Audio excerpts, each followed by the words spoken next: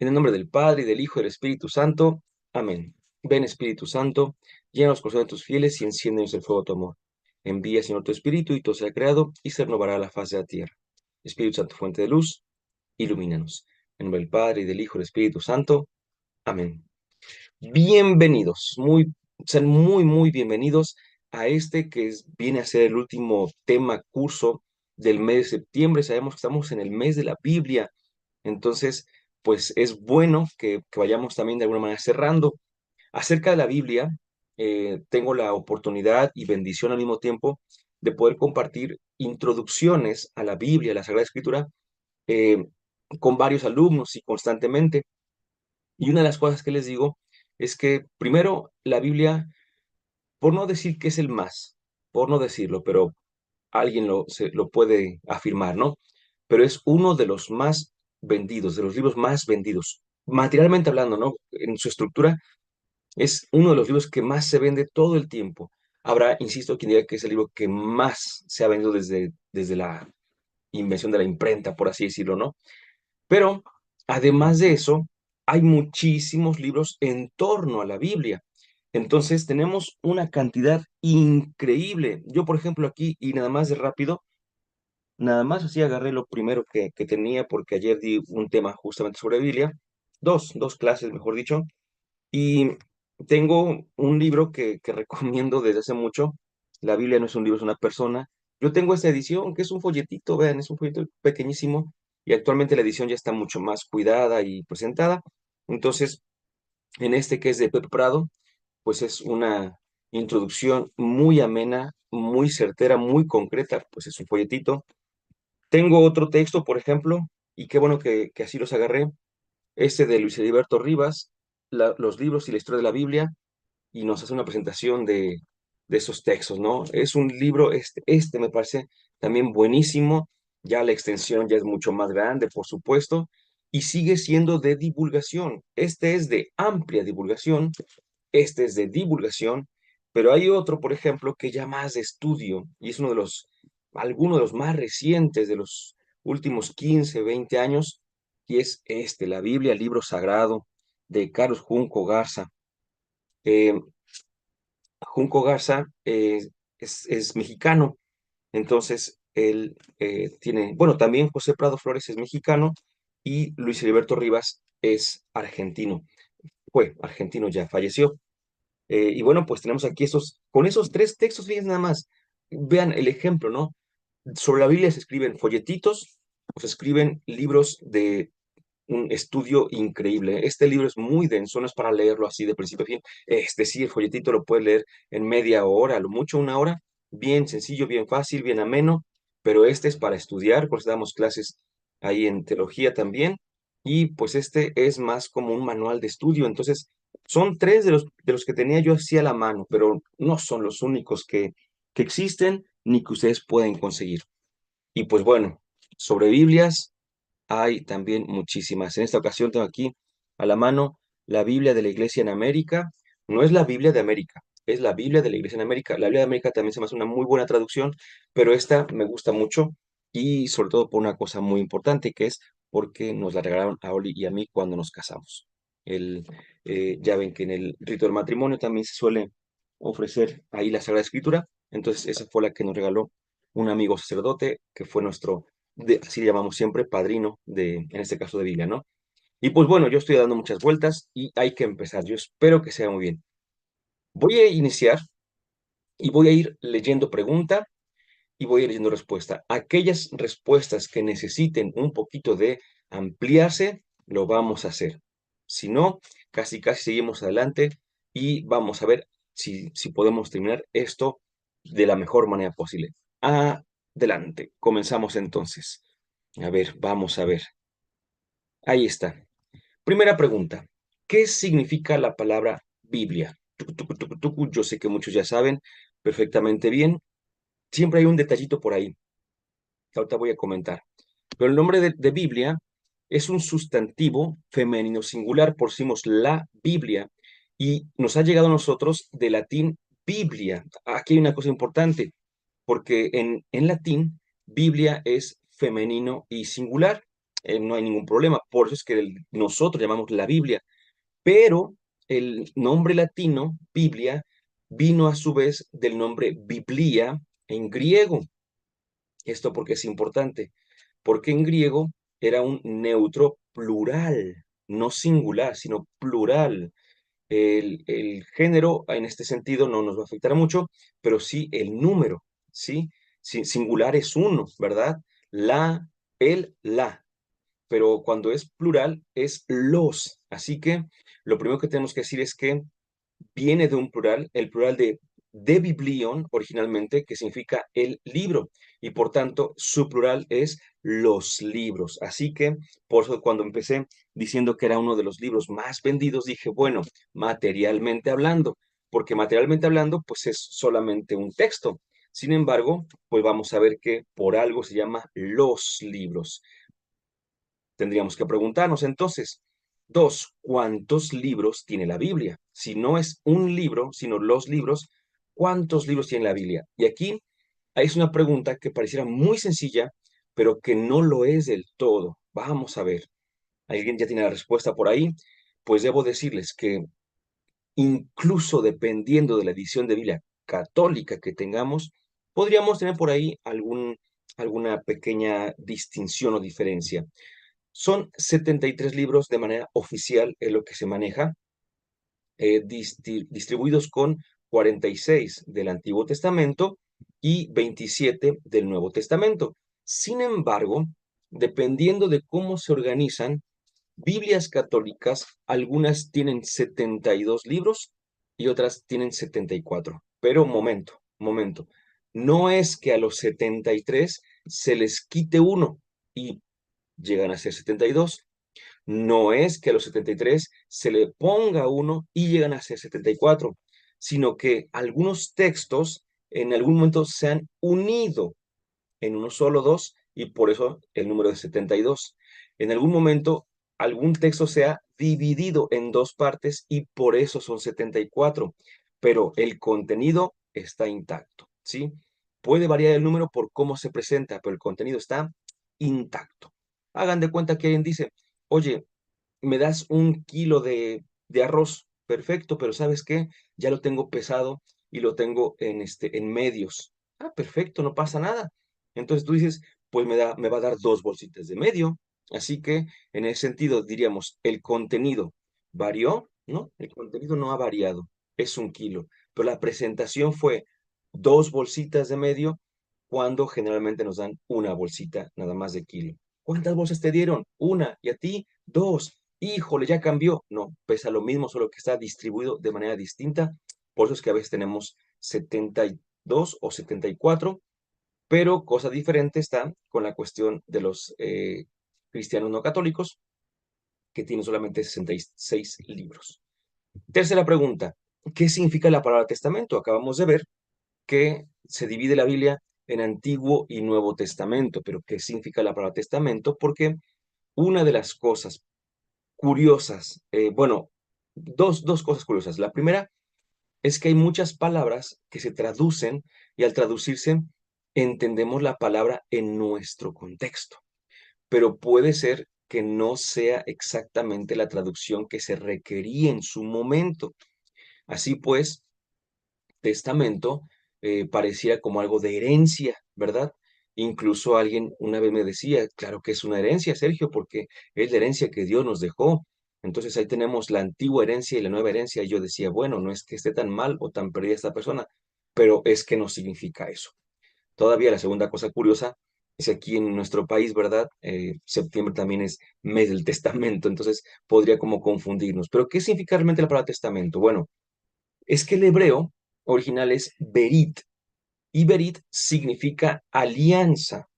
Mm, alianza que hace alusión a este pacto hecho por Dios y hecho con los hombres, ¿verdad?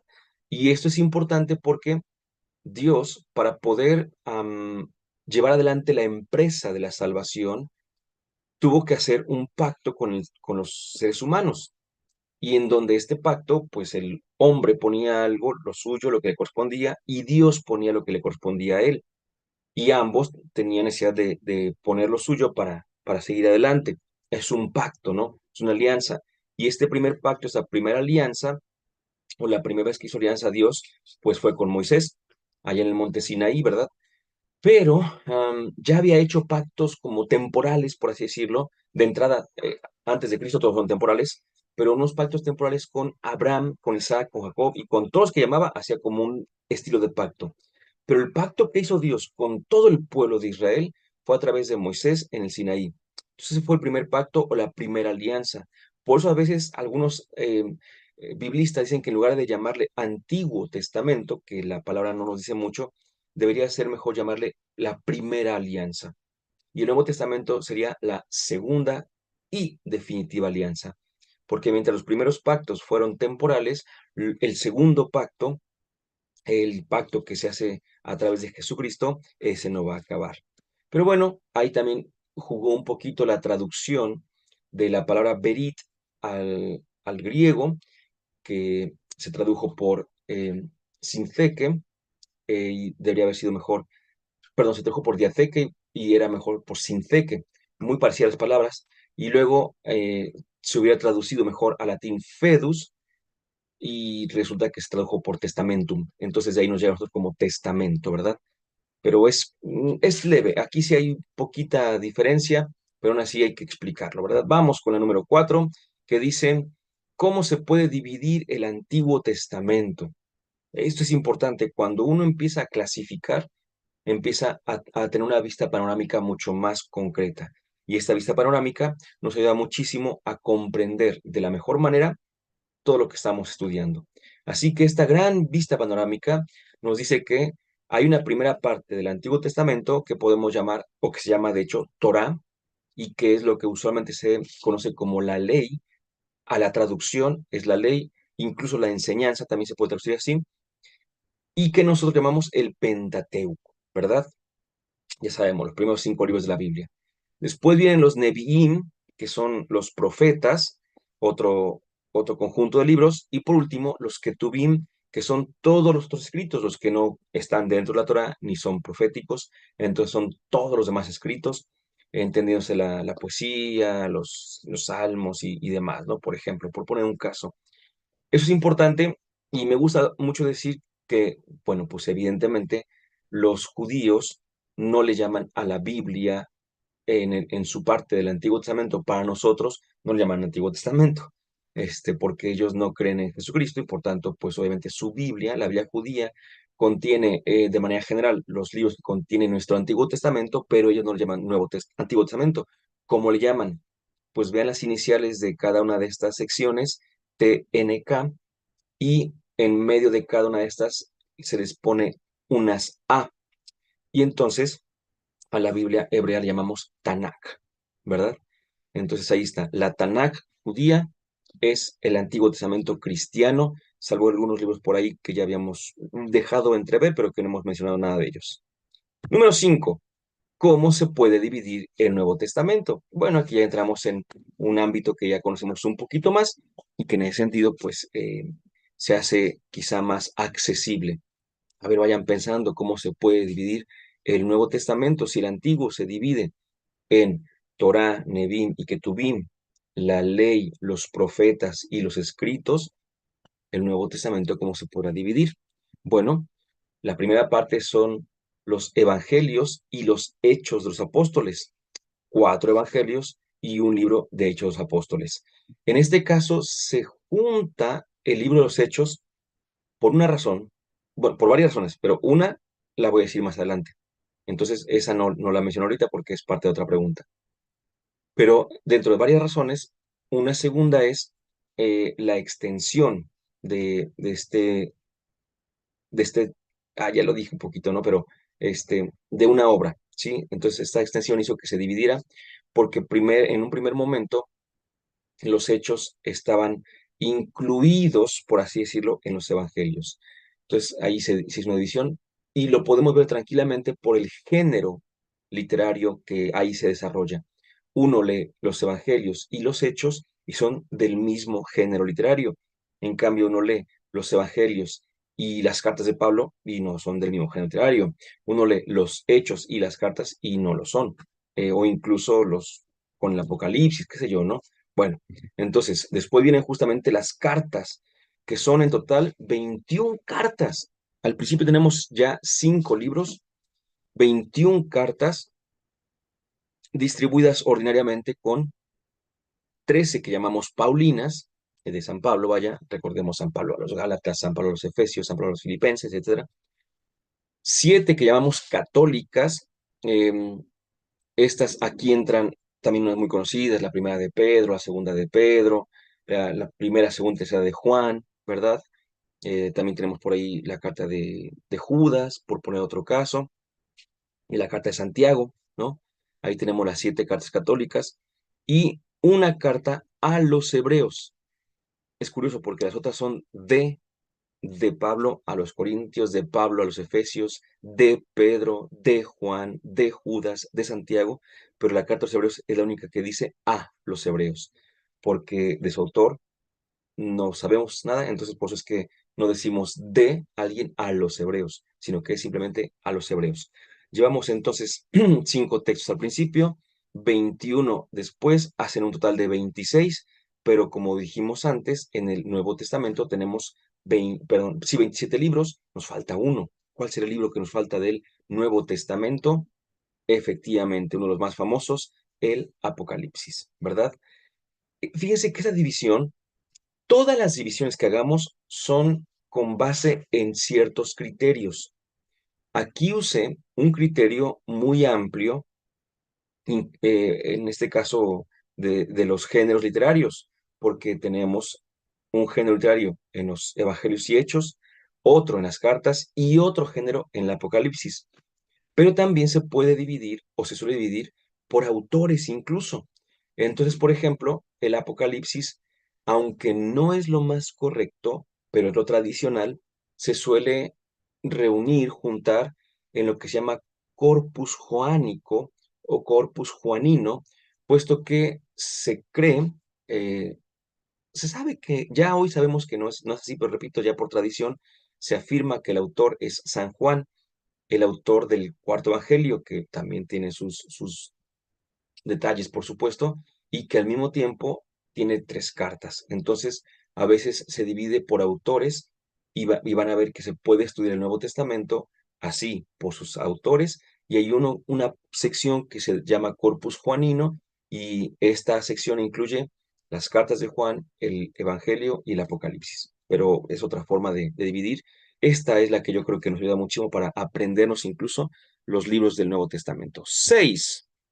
¿Cuál es el nombre de los 4 evangelistas y evangelios? Bueno, repito, aquí tenemos varias cuestiones que son de tradición sobre todo, ¿no?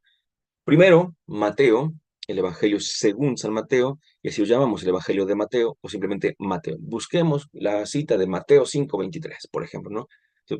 Sí se llama ya al Evangelio, el Evangelio de Mateo, y el autor es San Mateo, de acuerdo con la tradición. Ya después podremos decir otra cosa.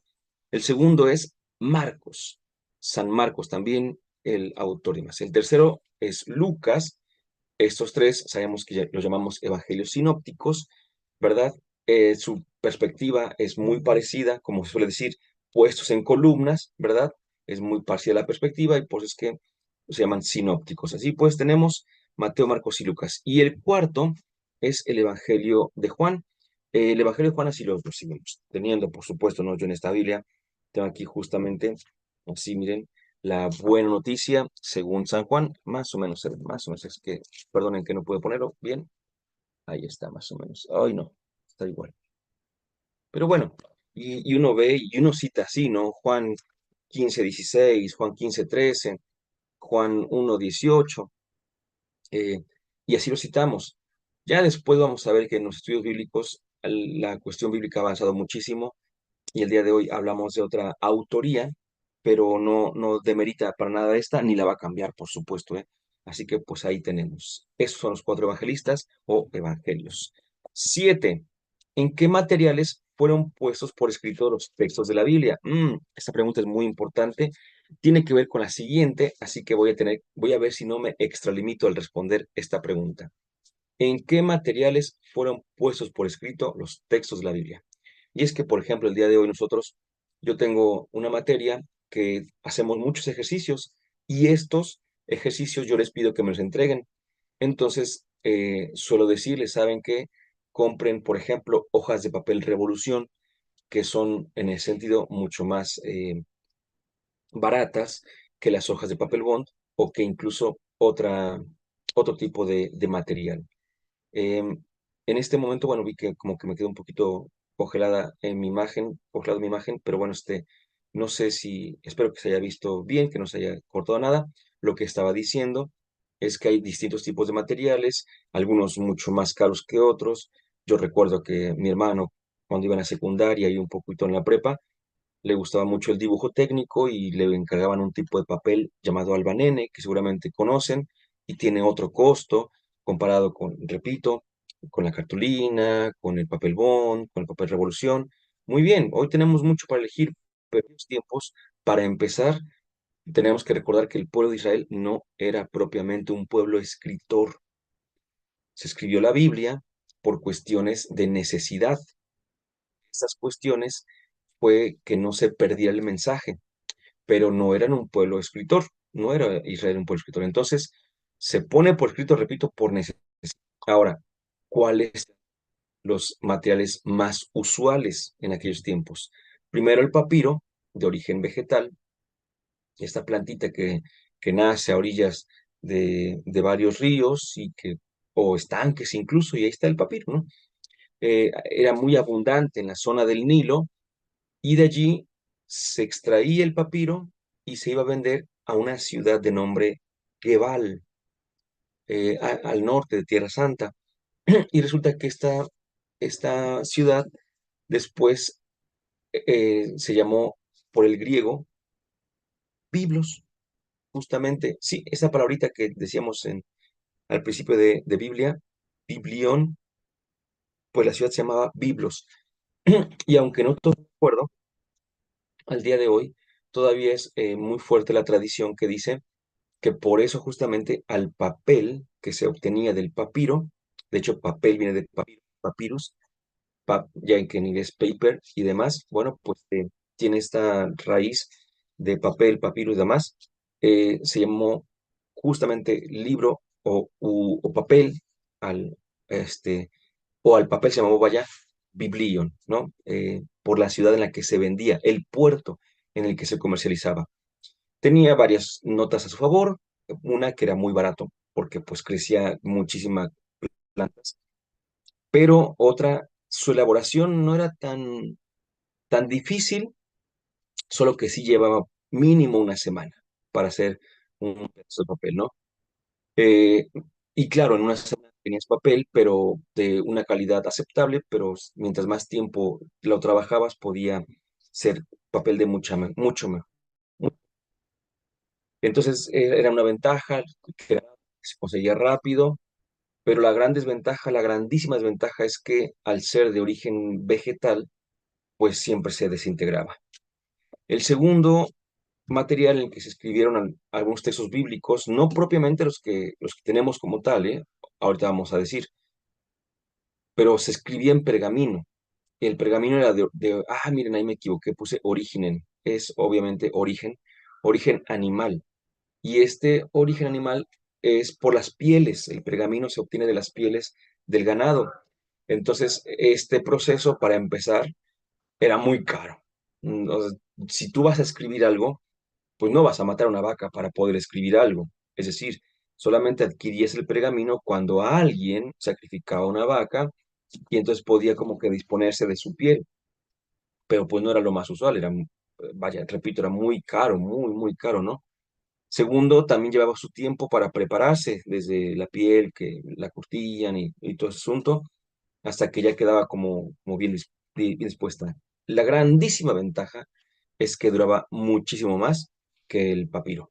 Entonces, el pergamino tenía muchas desventajas, pero esa era su gran, gran, gran ventaja.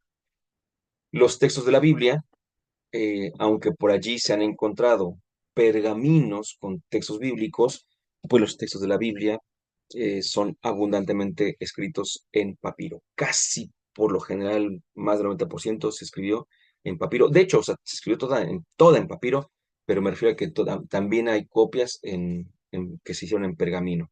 Pero esto nos lleva a la octava pregunta, que es, bueno, ¿y entonces dónde están los escritos originales de la Biblia? Y ya tenemos un poquito de herramientas para poder responder a esta pregunta. Si ya dijimos que se escribió en papiro primordialmente, una parte que otra en pergamino, pero primordialmente en papiro, ¿esto qué significa? Pues que se, se desintegraron, ¿sí? Los textos originales. Yo respondo así para decirlo un poquito más tranquilo. ¿Dónde están los escritos originales de la Biblia? No se sabe.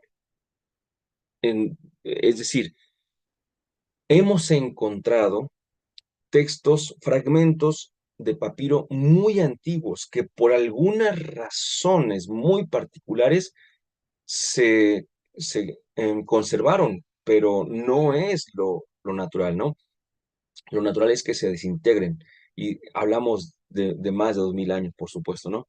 Bueno, el Nuevo Testamento un poquito menos, pero el Antiguo Testamento más de 2000 años.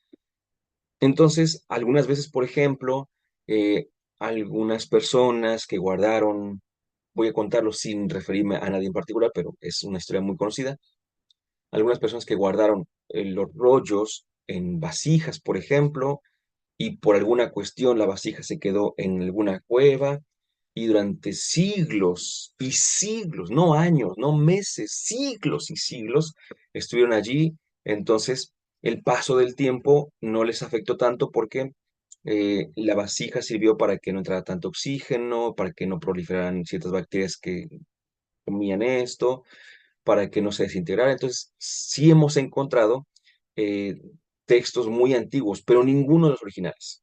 Ninguno, ¿sí? Los textos más antiguos que tenemos son de 1 o 2 siglos después de haber sido escritos del Nuevo Testamento, claro, del Nuevo Testamento.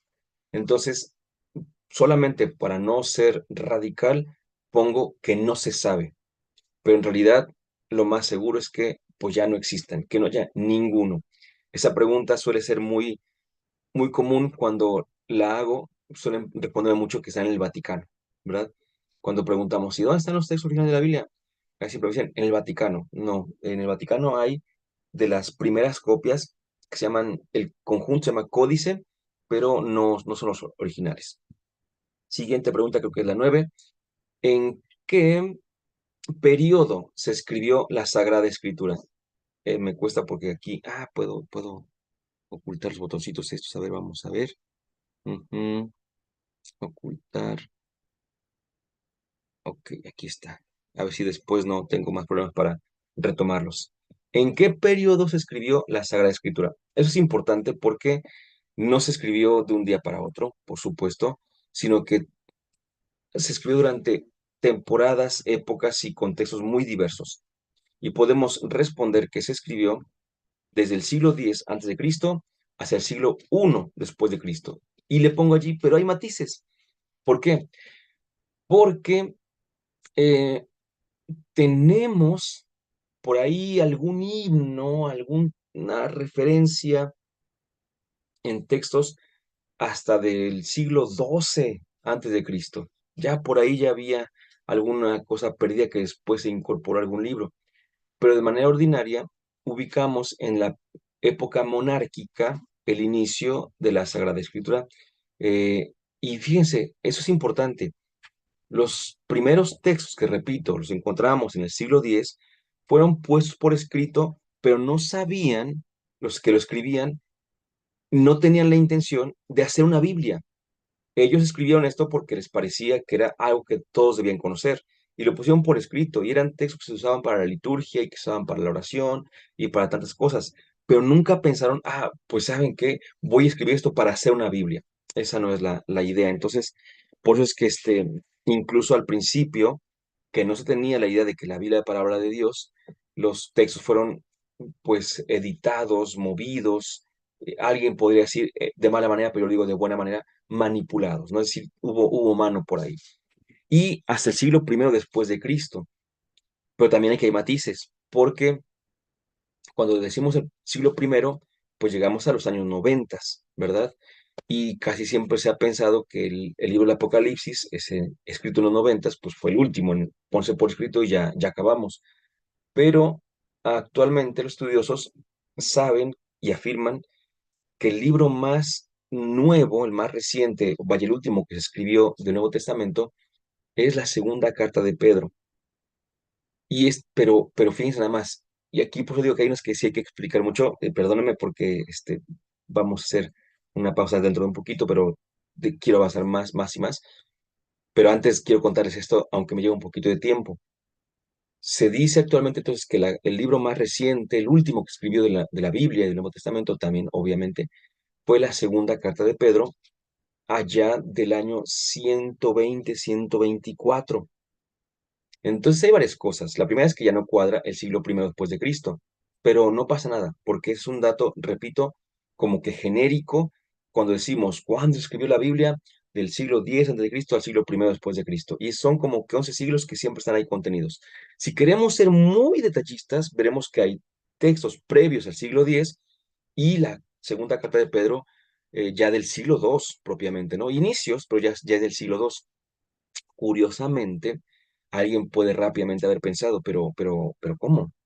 Porque yo tengo entendido que Pedro murió en los 60. Entonces, ¿qué pasó aquí? Bueno, pues que no sería una carta, como se suele llamar, auténtica de Pedro. Es decir, que no la habría escrito San Pedro, no la escribió San Pedro, mejor dicho, ya podemos decirlo sin problema, pero que la autoría de Pedro no fue material, pero sí fue de influencia, fue intelectual, por así decirlo. Es toda una teología, ¿no? Pero aunque Pedro no le haya escrito así de su puño y letra, pues no significa que no tenga allí su teología en esa segunda carta. Pero bueno, ahí seguimos. Pregunta número 10. ¿Cuál es el libro más extenso de la Sagrada Escritura? Esta es muy fácil, muy sencilla de responder. Es el libro de los Salmos. Contiene 150 escritos o capítulos, ¿verdad? En teoría serían capítulos, pero en la práctica decimos el Salmo 5, el Salmo 10, el Salmo 20, ¿no? Y dentro de estos tenemos un salmo que, si lo vemos como capítulo, sería larguísimo, larguísimo, larguísimo, larguísimo, casi como los capítulos referentes a la pasión en los evangelios, y es el Salmo 119. Es larguísimo, larguísimo, larguísimo. 11. ¿Cuál fue el primer libro del Nuevo Testamento? Y a mí responder esto también me lleva a otro punto que me encanta también, pero lo explico rápidamente. ¿Alguien sabe cuál fue? A ver, piénsenle, piénsenle, piénsenle. Eh, Hay gente que de inmediato responde que los evangelios, y dentro de los evangelios responde que Mateo, ¿verdad? Porque es el primero que encontramos siempre. Pero no. El primer libro del Nuevo Testamento fue la primera carta a los tesalonicenses, allá de los años 49, 50 aproximadamente. ¿Y por qué me gusta mucho hablar de esta carta? Porque yo digo, mira, años 49, 50. Jesús murió en el 30. Han pasado apenas 20 años. Todavía están vivos muchos apóstoles, ya no todos, pero están vivos muchos apóstoles. Ya el reino, pues por así decirlo, todavía está calientito, como una comida que has preparado y que la dejas allí, todavía está calientito, no se ha enfriado el acontecimiento de la resurrección, se hace la evangelización, y uno pensaría que son tiempos de gracia. Vaya, lo son, por supuesto, ¿no? Pero cuando digo esto es que uno pensaría que todo era color de rosa. Y me encanta el quinto capítulo de la carta a los tesalonicenses, siempre lo comento, que no nos sintamos tan importantes, tan especiales, porque apenas 20 años después, en una comunidad fundada por Pablo, imagínate nada más, ¿no? Habiendo discípulos y apóstoles que habían visto al Señor vivos, y ya había pleitos en la comunidad. Entonces, cuando uno lee el capítulo quinto de la carta a los tesalonicenses, se da cuenta de que había muchas dudas por ahí, pero también ya en la vida comunitaria ya empezaba a haber ciertos roces. 12. Esa es buena porque es fuera de la Biblia, por así decirlo, pero muy interesante. Nombre de la Constitución Dogmática del Concilio Vaticano II, que habla sobre la revelación de la o en la Escritura. ¿Cuál es esta Constitución? Resulta que tenemos aquí una cosa muy importante. A ver, permítame tantito porque se me fue aquí esto por una parte. Ay, perdón, perdón. Ay, se me volvió a ir. Espero, es que estoy tratando de ubicarlo como debe ser, pero no puedo. Ahí está, ahí está. Hola. Hola. Y otra vez se fue. Sí, mi amor, estamos con Angú. ¿Alguien sabe? Bueno, para esto debemos recordar que el Concilio Vaticano II fue una reunión de los obispos de todo el mundo y en esta reunión eh, surgieron 16 documentos, no todos con el mismo peso, porque había cuatro que eran de mucho peso, que eran constituciones, y dentro de esas cuatro constituciones había eh, 9 decretos y 3 declaraciones también, pero de momento nos tomamos en cuenta, nada más para decir que hubo cuatro constituciones que eran de mucho peso y dentro de ellas había dos dogmáticas y de mucho más peso. Dentro de ellas había una que se refiere justamente a la cuestión bíblica, cuestión que en esta época, en ese siglo, era de mucho peso. Y el nombre de esta constitución dogmática, ¿cuál puede ser? Es la Dei Verbum, que tiene que ver con la palabra de Dios. Así se traduce como palabra de Dios. Vamos con la pregunta número 13. 13, yo ya casi vamos a hacer un pequeño espacio y es lo que me temía, pero bueno. Otro concilio, pero, miren aquí, este me falló. ¿Ya vieron? Ya venía, es lo que les decía yo. Si se dan cuenta, gracias, mi amor. Si se dan cuenta, tenemos pregunta-respuesta e iba apareciendo, ¿verdad? Poquito a poquito, pero ahora no apareció como debía. Y bueno, el nombre del concilio donde se fijó el 8 de abril, el famoso canon bíblico, es el Concilio de Trento. Ya, pues ya ahí está, ¿verdad? Ya no hubo sorpresa, por así decirlo. Pero recordemos aquí pasó una cosa importante. Lo voy a decir porque se me hace que es una herramienta para otros temas, ¿eh? Ojo, nuestra iglesia, decíamos que tiene nuestra Biblia de 73 libros. Va. Pero resulta que eh, pues nunca se había puesto de manera oficial que eran 73 libros. Se usaba, ¿no? Y pues llamémoslo así de momento, usos y costumbres, ¿no? Ya se usaba, no había necesidad de que se pusiera por escrito.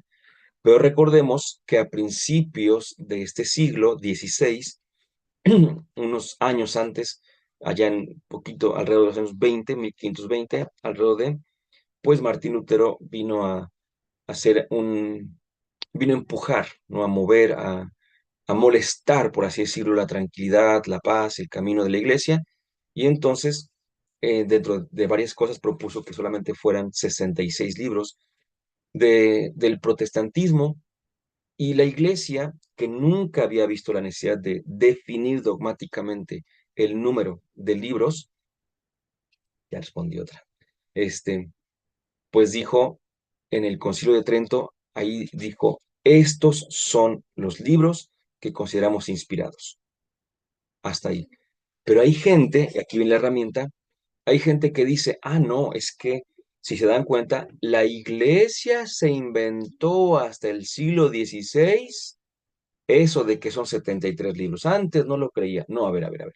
Antes no había necesidad de ponerlo por escrito o de manera oficial, pero ya se había creído desde antes. Y esto sirve de herramienta porque, por ejemplo, el dogma de la Inmaculada Concepción es del siglo XIX.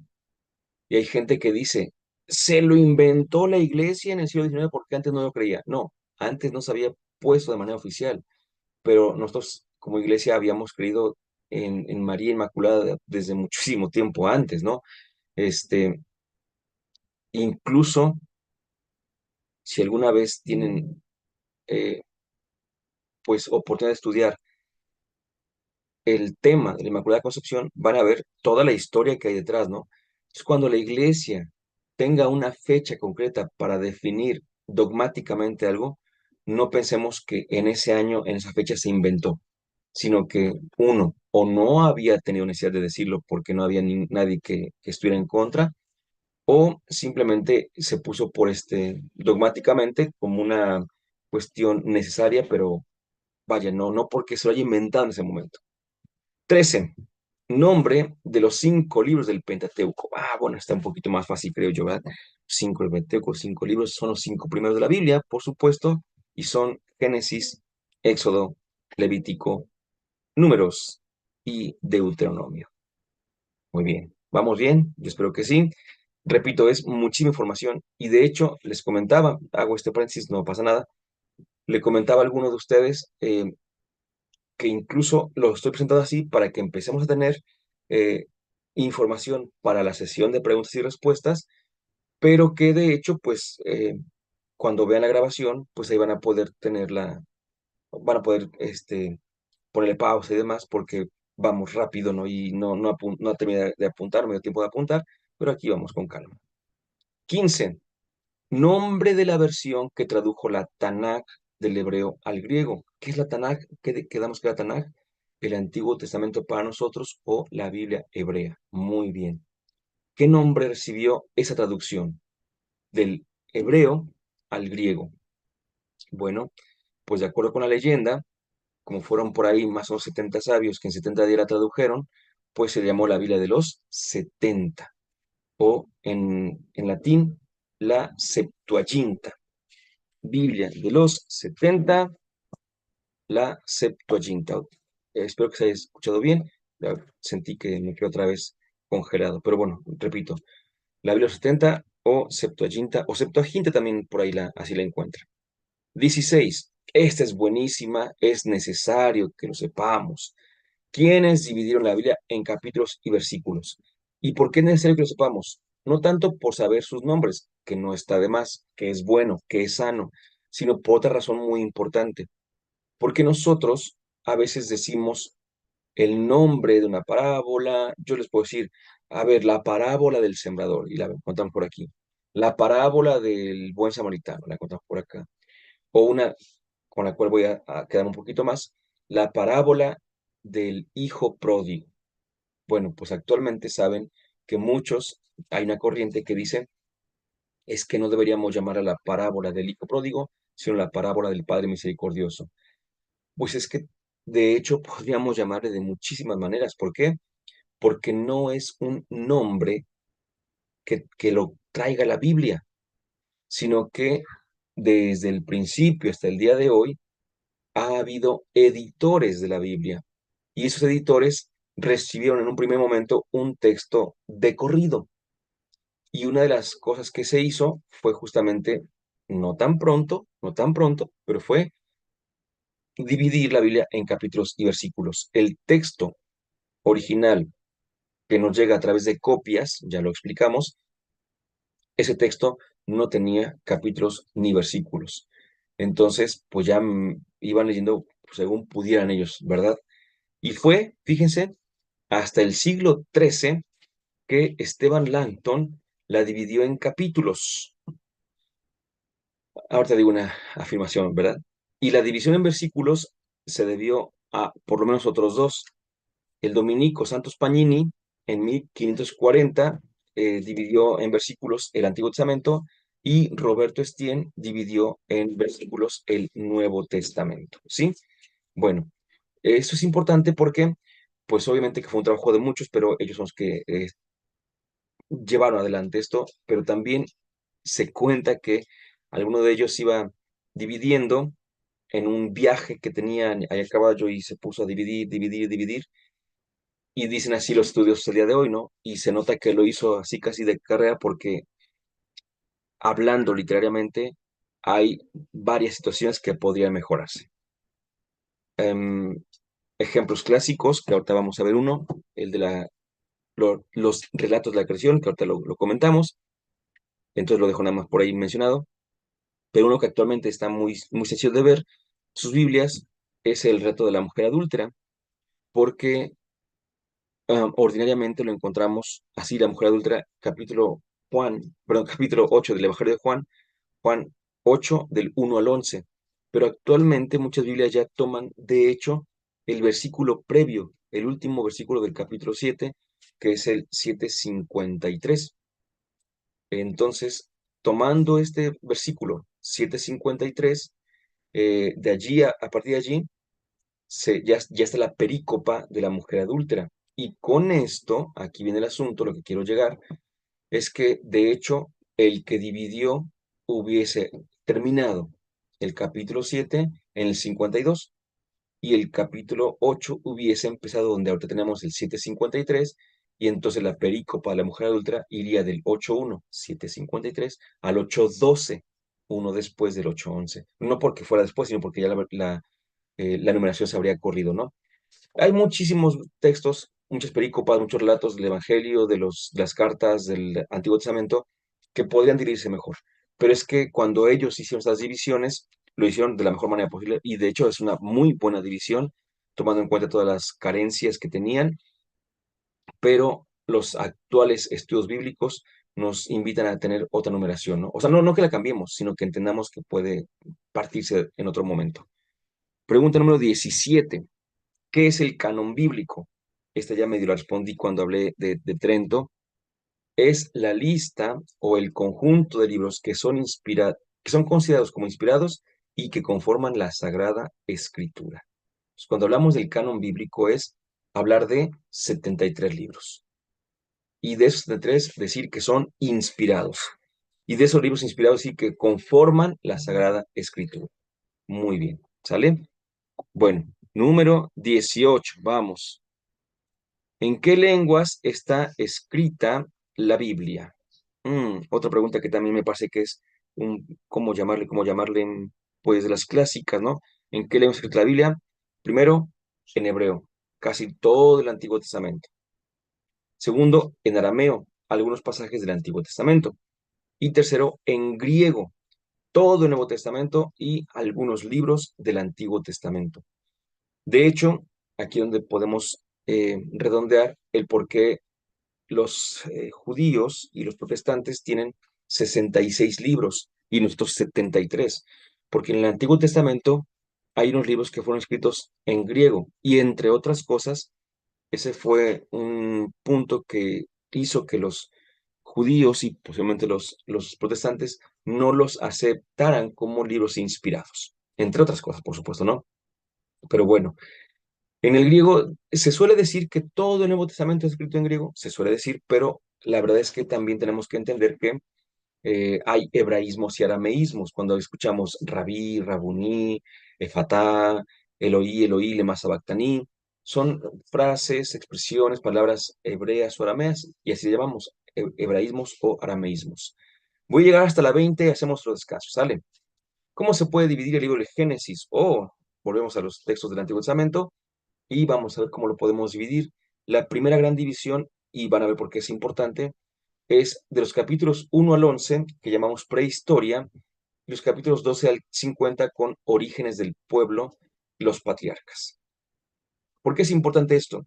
Mira, al llamarle prehistoria, llamamos así a esa época que escapa a lo histórico, pero no solamente escapa a lo histórico porque no sabemos cuándo pasó, sino que está contado de una manera. Si no sabemos cuándo pasó, no sabemos cómo pasó, lo que se cuenta de eso no tenemos que tomarlo de manera literal.